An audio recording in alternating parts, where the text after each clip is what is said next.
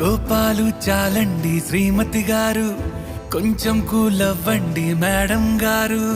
చామంతి నవ్వే విసిరే మీరు, కసిరేస్తూ ఉన్నా బావున్నారు.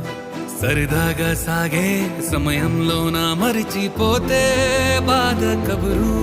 వద్దు అంటూ ఆపేదెవరు? కోపాలు చాలండి శ్రీమతి గారు, కొంచెం కూలవ్వండి మేడం గారు.